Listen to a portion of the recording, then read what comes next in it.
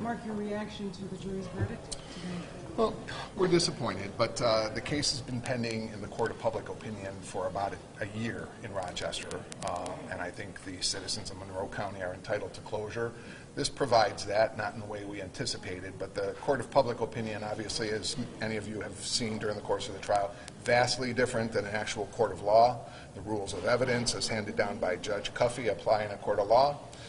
I feel like we presented every ounce of evidence that we had available to us that was held to be admissible by the judge. I think that the issues for the jury were issues of first impression. They're not heavily litigated.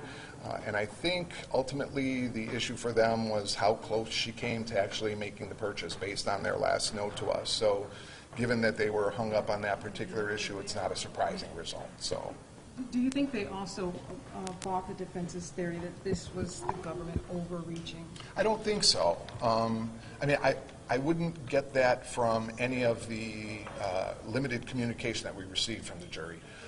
Basically, that issue on the final note about whether or not she came close to completing the event is the third of three elements. It's the final element, which means they had worked through the other two. All you got to do is hit one of those and they could quit. So I think the fact that they deliberated all the way to the end for that third element meant that they were working through it. So how tough was it to present this? Factually, it wasn't that complicated, but anticipating these arguments about some of those kind of intricate legal terms, that was the difficulty. That's why on my closing I tried to give a standard example that anybody could relate to about getting up out of bed and how many steps that is, because you have to realize that, sure, you could say, well, she went to a couple stores to buy a gun, but there's tons of steps involved in that. You know, getting in your car, driving there, making the decision, navigating traffic, you know, and I wanted them to understand that there were a lot of steps that were taken.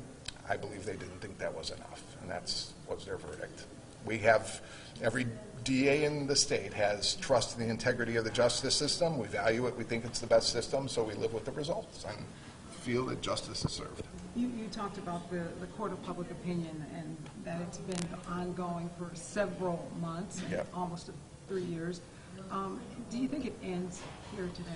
Well, here's the interesting thing. So Mrs. Astacio remains on probation. Her probation terms do not expire for another year. I guess it remains to be seen. Do you think the change in venue may have had a difference in this case? A beneficial one, I believe. Nobody wants somebody convicted of a crime for something other than the conduct that they committed. So given the publicity that it had and the vitriol that it seemed to generate, I think